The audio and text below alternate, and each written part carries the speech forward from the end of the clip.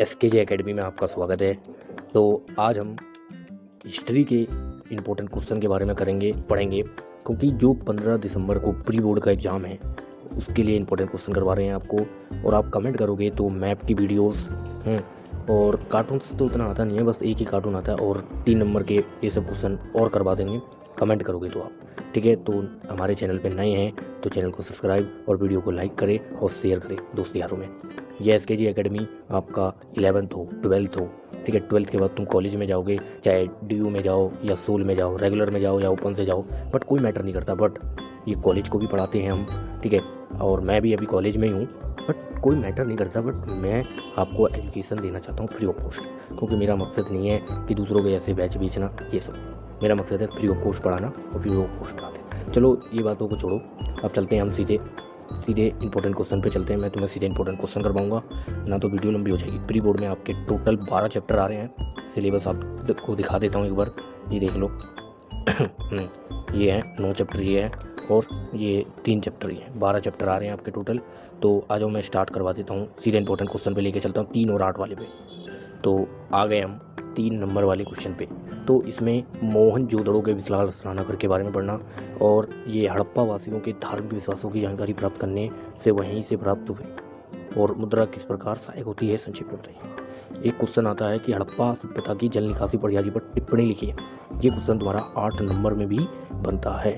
और एक क्वेश्चन और आता है आपका कि हड़प्पाई समाज में आर्थिक भिन्नताओं का अवलोकन करने के लिए पुरातात्विक किन किन विधियों का उपयोग करते हैं। वही ये विलासिता की ओर से वस्तुएं, है ना, और वो सब चीज़ें थी, ये सब। फिर एक और क्वेश्चन, हड़प्पा सभ्यता की नगर निगम योजनाओं का, नगर निर्माण योजना का विस्तार से वर्णन कीजिए, 8 नंबर में। और हड़प्पा सभ्यता की उपलब्धियाँ, पुरातात्विक संरक्षण के डायरेक्टर जनरल के रूप में RS टेलर, ये। और सिंधु घाटी सभ्यता की आर्थिक और धार्मिक विशेषताओं का प्रकाश डालिए। ये क्वेश्चन आते हैं, ठीक है। आंसर ये पड़े हैं, इनको बना के लिखोगे तो भी तुम्हें नंबर मिल जाएंगे। चलिए नेक्स्ट चलते हैं। सॉरी गाइस, थोड़ा खांसी है, सर्दी है, कूल्ड हो रहा है। नेक्स्ट चैप्टर है, सेकंड चैप्टर, राजा किसान और नगर आरंभिक राज्य। सीधे इंपॉर्टेंट क्वेश्चन पे लेके चलता हूँ मैं आपको। लो आ गए बच्चे, हम इंपॉर्टेंट क्वेश्चन पे आ गए। जेम्स प्रिंस वेब कौन था और भारतीय इतिहास लेखन में उनकी क्या देन थी। ये क्वेश्चन सबसे ज़्यादा आता है कि 6ठी शताब्दी से 4थी शताब्दी ईसा पूर्व के बीच मगध सबसे शक्तिशाली महाजनपद बन गया कैसे। ये अशोक के धर्म की मुख्य विशेषता क्या थी, ये क्वेश्चन भी आता है, ठीक है। और दक्षिणी भारत में उभरी सरदारियों के बारे में कोई 3 तत्व बताइए। भारतीय इतिहास में सिक्कों के क्या महत्व है, ये बताइए। ऐसे ऐसे क्वेश्चन आते हैं। अभिलेख से हमें क्या जानकारी मिलती है, ये भी इंपॉर्टेंट रहता है। मौर्य साम्राज्य की जानकारी के प्रमुख स्रोतों को विस्तार से समझाइए। हम क्या मैगस्थनीज की इंडिका, चाणक्य की अर्थशास्त्र से जान सकते हैं। अशोक के अभिलेखों से पता कर सकते हैं कि मौर्य साम्राज्य के बारे में हमें क्या क्या जानकारी। फिर आते हैं भारतीय इतिहास में राजा अशोक के योगदान क्या थे, ये इंपॉर्टेंट क्वेश्चन बनता है। एक क्वेश्चन बनता है, मौर्य साम्राज्य के प्रशासन की प्रमुख विशेषताओं का वर्णन कीजिए। तो ये सब क्वेश्चन इंपॉर्टेंट है, बाकी इतना ही। नेक्स्ट चैप्टर पे लेके चलता हूँ मैं आपको सीधे। लो स्टूडेंट, हम आ गए हैं तीसरा चैप्टर पे, बंधुत्व, जाति तथा वर्ग, आरंभिक समाज, लगभग 600 ईसा पूर्व से 600 ईस्वी के समय। तो आ जाइए सीधे इंपॉर्टेंट क्वेश्चन पे चलेंगे, ज़्यादा समय ना लेते हुए स्टूडेंटों। आपको पढ़ाई भी करनी है, मुझे पता है प्री बोर्ड चालू होने वाले हैं, हो गए हैं प्री बोर्ड चालू, तो आपको पढ़ना बहुत जरूरी है। चलिए आगे नेक्स्ट, आइए आ गए हम इंपॉर्टेंट क्वेश्चन पे, तीसरे पे। 600 ईसा पूर्व से 600 ईस्वी तक के काल में सामाजिक जीवन अधिक जटिल हुआ। इन चुनौतियों की प्रक्रिया में ब्राह्मणों ने क्या योगदान दिया, एक तो ये करना। मोस्ट इंपॉर्टेंट क्वेश्चन नंबर 2, किस प्रकार महाभारत का समचनात्मक संक्रमण एवं अत्यंत महाकाक्षीय परियोजना मानी गई, स्पष्ट कीजिए। ये इंपॉर्टेंट क्वेश्चनों में से एक है। मनुस्मृति में वर्णित चंडालों के कर्तव्यों का वर्णन कीजिए। ये हमने प्री बोर्ड में भी करवाया था, ये क्वेश्चन मिड टर्म में करवाया था, और मिड टर्म में 100% आया था, लड़कियों में आया था, ये मॉर्निंग शिफ्ट में आया था, ठीक है। और फिर नेक्स्ट क्वेश्चन, क्या महाभारत के समय स्त्री एवं पुरुष संपत्ति पर समान अधिकार रखते थे, तर्क समझाइए। महाभारत के मूल व प्रचलित लेखक कौन थे, व्याख्या कीजिए। ये इंपॉर्टेंट क्वेश्चन में से एक है। फिर आते हैं नेक्स्ट क्वेश्चन, महाभारत काल में स्त्री व पुरुषों की संपत्ति के क्या अधिकार, ये भी बता दिया था। महाभारत को गतिशील ग्रंथ क्यों कहा जाता, 8 नंबर का मोस्ट इंपॉर्टेंट क्वेश्चनों में से एक बनता है ये, और ये बनने के ज़्यादा चांसेस हैं, तो ये कर लेना एक। और महाभारत कालीन भारतीय सामाजिक जीवन की प्रमुख विशेषताओं पर एक निबंध लिखिए, ठीक है। अब नेक्स्ट चैप्टर पे चलते हैं, चौथे पे, सीधे इंपॉर्टेंट। हम आ गए चौथे चैप्टर पे आपको, ठीक है। हम सीधे इंपॉर्टेंट, ये जो चैप्टर है जैन धर्म और बौद्ध धर्म से रिलेटेड है, ठीक है। तो भोपाल की बेगमों ने सांची के स्तूप के लिए संरक्षण के योगदान, मोस्ट इंपोर्टेंट क्वेश्चन है ये, मेरे भी एग्जाम में आया था, ठीक है। जैन धर्म के संस्थापक कौन थे, भारतीय समाज पर जैन के क्या प्रभाव पड़े, ये इंपॉर्टेंट है। बौद्ध की शिक्षा, जैन की शिक्षा, इन सबको करके जाना। एक क्वेश्चन 8 नंबर का 100% बनता है। ये तुम जब पेपर दे के आओगे ना तब मेरे पे कमेंट जरूर करोगे कि यस यस सर आपने जो बताया वही आया। और ठीक है, तो हीन यान और महायान के बीच प्रमुख अंतर स्पष्ट कीजिए, ये क्वेश्चन आता है, ठीक है। और इतना ही कर लेना। ये देखो अब मैं जो कह रहा था आपको 8 नंबर में, बौद्ध धर्म भारतीय समाज एवं संस्कृति को क्या देन थी। बौद्ध धर्म के संगठन एवं नियमों का संक्षेप में बताइए। स्तूप क्यों बनाए जाते हैं और इनकी संरचनाओं से संबंधित विशेषताओं पर प्रकाश डालिए, ये भी इंपॉर्टेंट क्वेश्चन है एक। पौराणिक हिंदू धर्म का उदय किस प्रकार हुआ, ये थोड़ा कम है। जैन धर्म की उत्पत्ति, शिक्षा तक तथा विस्तार से जानकारी दीजिए, ये इंपॉर्टेंट क्वेश्चन है। अब नेक्स्ट चलते हैं फिफ्थ चैप्टर पे। ये जो फिफ्थ चैप्टर है, यात्रियों के नज़रिए समाज के बारे में उनकी समझ, ये चैप्टर है इब्न बतूता पे। हाँ, इब्न बतूता, अल बरूनी, हाँ, फ्रांसीसी वर्निया, इन तीनों ने जो जो चीज़ें दी हैं, अल बरूनी की किताब पर, उल हिंद किताब, उनके बारे में विशेषता करके जाओ। इन तीनों की किताब के बारे में पूरी जानकारी लेके जाओ। इन पे किताब पे इनके क्वेश्चन जरूर आता है। चलिए मैं इंपॉर्टेंट क्वेश्चन पे चलता हूँ लेके। आ गए हम इंपॉर्टेंट क्वेश्चन पे। तो इनसे रिलेटेड किताब उल हिंद पर एक संक्षेप में टिप्पण बताइए। इब्न बतूता के अनुसार यात्रा करना अधिक असुरक्षित क्यों था। बर्निया के शाही स्वामित्व के विवरण ने पश्चिमी विचारकों जैसे कि फ्रांसीसी दार्शनिक मॉन्टेक्यू और जर्मन कार्ल मार्क्स को प्रभावित किया। बर्निया ने भूसंपत्ति के विषय में क्या वर्णन किया है, इनके बारे में करके जाएं। ये सब इंपॉर्टेंट क्वेश्चनों में से एक बनते हैं। चलिए नेक्स्ट, जाति व्यवस्थाओं के संबंध में अल बरूनी की क्या व्याख्या थी, ये करके जाना। इब्न बतूता ने अपने विवरण में भारत का किस प्रकार वर्णन किया, ये। बर्निया ने अपनी पुस्तक में पश्चिम एवं पूर्व की तुलना किस प्रकार की, या travels in the Mughal empire France ने किन किन विषयों पर बताया। और इब्न बतूता द्वारा दास प्रथा के संबंध में दिए गए साक्ष्यों का विवेचन कीजिए। इंपॉर्टेंट क्वेश्चनों में से एक बनते हैं। तो आइए हम सीधे 6 पे लेके चलते हैं, चैप्टर नंबर 6। आ गए हम छठे चैप्टर पे। भक्ति, सूफी परंपरा, धार्मिक विश्वासों में बदलाव और श्रद्धाएं ग्रंथ। लगभग 8वीं से 18वीं सदी तक का समय है।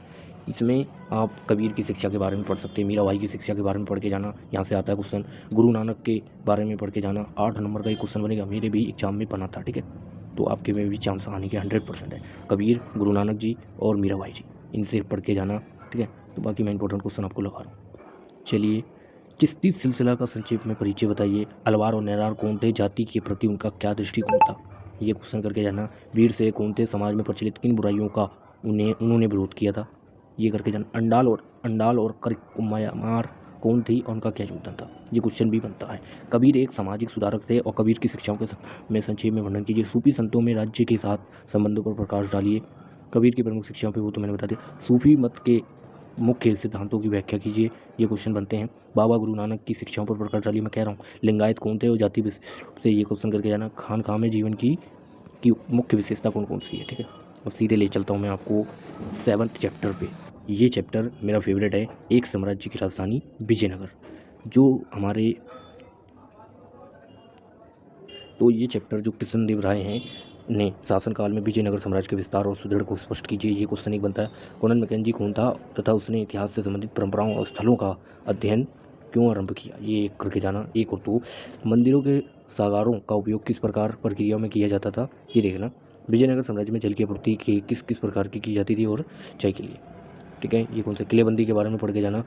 विजयनगर की अमरनायक प्रणाली, ये देखो यहाँ पे इंपॉर्टेंट क्वेश्चन है। विजयनगर प्रशासन में अमरनायक प्रणाली एक प्रमुख राजनीतिक कोष थी, इसका मूल्यांकन, मोस्ट इंपॉर्टेंट क्वेश्चन है, मेरे एग्जाम में खुद आया था ये। दक्कन सुल्तानों और विजयनगर के मध्य संघर्ष के क्या कारण थे, ठीक है। और महलों, बाजारों, विजयनगर के महलों, मंदिरों तथा बाजारों का पुनर्आकलन किस संभव हो सका, स्पष्ट कीजिए। और विजयनगर की भौगोलिक स्थिति के विषय में चौंकाने वाले तत्व, इसकी जल संपदा तथा किलेबंदी की व्याख्या कीजिए। यहाँ से इससे ज़्यादा कुछ नहीं आएगा, बाकी MCQ के लिए आप NCERT थोड़ी बहुत पढ़ सकते हो ना, तो मेरे को बताना, मैं इंपॉर्टेंट MCQ भी ला दूंगा, ठीक है। चलिए मैं नेक्स्ट चैप्टर पे लेके आता हूँ 8वें पे। आ गए हम 8वें चैप्टर पे, किसान, जमींदार और राज्य, कृषि समाज और मुगल साम्राज्य। यहाँ पे 2 क्वेश्चन बनते हैं। एक तो चलिए मैं सीधे लेके चलता हूँ क्वेश्चन भाई, मैं क्या बताऊँ आपको, सीधे लेके चलता हूँ तो आपको बिलीव होगा। Sorry guys, sorry.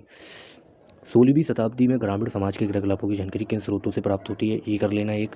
और इनमें जो मेन क्वेश्चन आता है ज़्यादातर, एक तो आता है मुगल कालीन में कृषि समाज में महिलाओं की क्या भूमिका थी, एक तो ये। पंचायत और गांव का मुखिया किस तरह से ग्राम समाज का नियमन करते थे। एक ये क्वेश्चन करके जाना।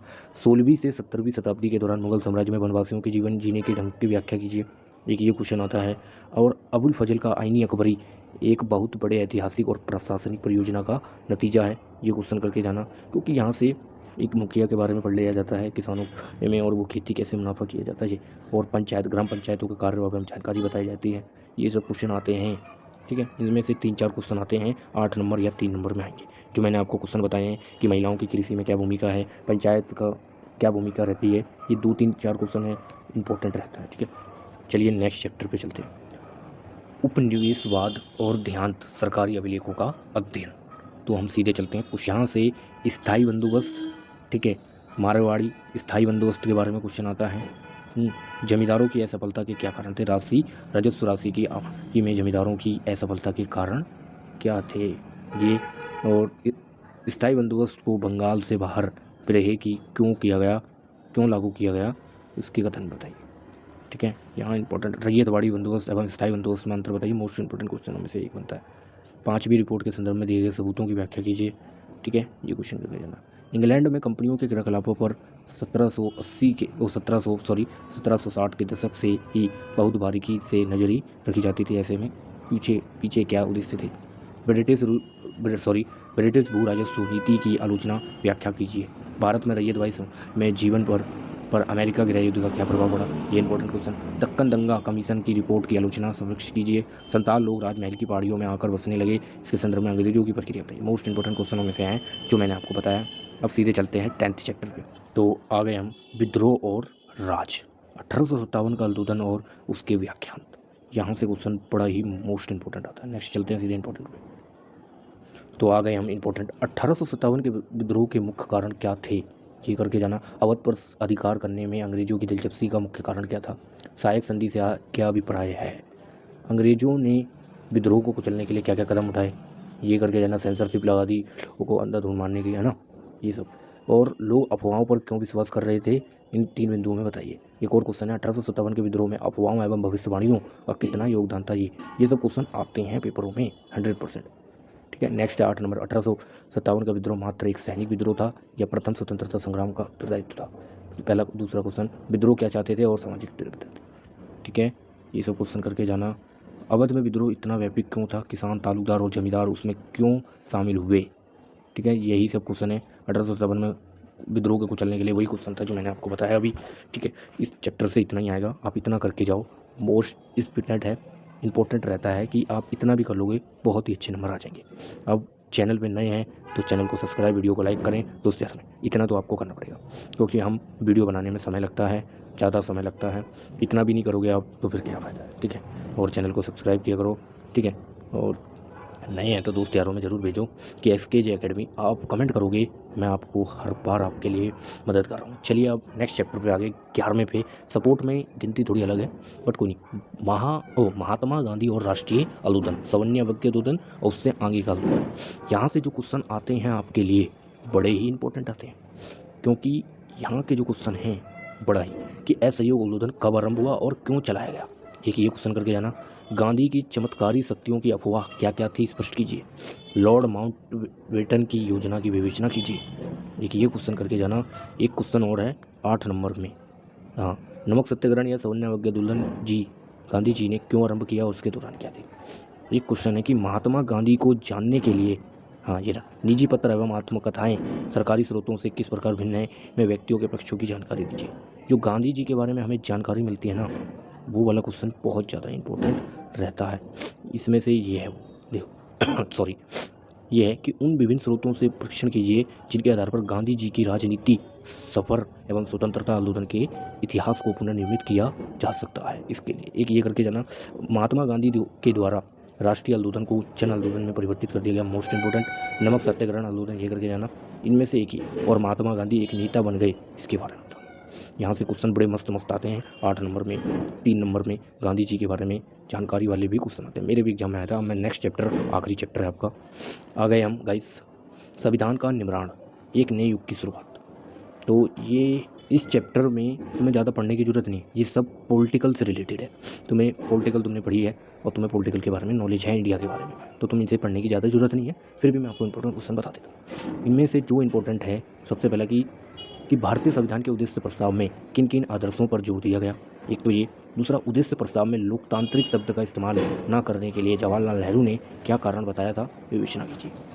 ठीक है। एनजी रंगा द्वारा अल्पसंख्यक शब्द की व्याख्या किस प्रकार की गई और उन्होंने देश में व्याख्यात किस विशाल खाई की ओर संकेत किया, स्पष्ट कीजिए। ठीक है। इंपॉर्टेंट क्वेश्चनों में से बनता है यहाँ से। संविधान सभा अंग्रेजों की योजनाओं को सराहने का काम कर रही है, सोमनाथ लाठिया ने इस कथन पे क्या बताया था। उद्देश्य प्रस्ताव पर कब और ऐतिहासिक इत्यादि बात बताई गई। हाँ, अब आते हैं भारत में संविधान को बनाने के समय शक्तिशाली केंद्र के पक्ष में विभिन्न लोगों द्वारा दिए गए तर्कों पर बता दीजिए। एक ये, संविधान सभा के अधिकतर सदस्य भारत में पृथक निरपेक्षता के विचार के विरुद्ध थे, इसके बताइए, क्योंकि देश टूट जाएगा ऐसे कह रहे थे। संविधान सभा में कुल कितने सदस्य थे और उनमें से 6 क्यों महत्वपूर्ण थे, ये बताना है। ये इंपॉर्टेंट क्वेश्चनों में से बनते हैं। और महात्मा गांधी जी के अनुसार राष्ट्रीय भाषा की क्या विशेषता होनी चाहिए और संविधान सभा ने राष्ट्र और भाषा के विवाद का समाधान करने के लिए क्या शर्तें निकाली। तो यही सब क्वेश्चन है आपका, और इतना कर लो, सफिशिएंट है। और उम्मीद मैं करता हूँ कि आपको सारा क्लियर समझ आ गया होगा। ये क्वेश्चन करके जाओ, सपोर्ट खोल लो। 80 से 90% क्वेश्चन सपोर्ट मटेरियल से बनता है। मैंने मिड टर्म का पेपर भी आपका एनालिसिस किया, मैंने जो क्वेश्चन करवाए थे हिस्ट्री में वही क्वेश्चन आए थे। वो प्री बोर्ड हो चाहे बोर्ड हो, ठीक है, चाहे आप तुम कॉलेज में जाओगे उसके लिए भी मैं आपके लिए साथ में हूँ, चाहे DU में जाओ और रेगुलर में जाओ या ओपन में जाओ, उससे कोई मैटर नहीं करता, मैं आपके साथ हूँ। SKJ एकेडमी आपके साथ रहेगा जब तक आप स्टडी कर रहे हो। कुछ भी प्रॉब्लम हो लाइफ से रिलेटेड कमेंट जरूर करें, चैनल को सब्सक्राइब करें नए हैं तो, ठीक है, नए हैं दोस्तों यारों में भी भेजें कि SKJ एकेडमी एकदम बढ़िया कंटेंट रहेगा। और वही चीज़ पढ़ाते हैं हम, ऐसी चीज़ें नहीं पढ़ानी हमें कि नहीं आए, हम जो पढ़ाते हैं वही आता है, उसके सिवा उससे बाहर आज तक नहीं आया है। ठीक है, 1-1.5 साल का एक्सपीरियंस है हमें। ठीक है, आज के लिए इतना ही। जय हिंद, जय भारत, ऑल द बेस्ट 15 तारीख के हिस्ट्री के पेपर के लिए। Okay, bye bye.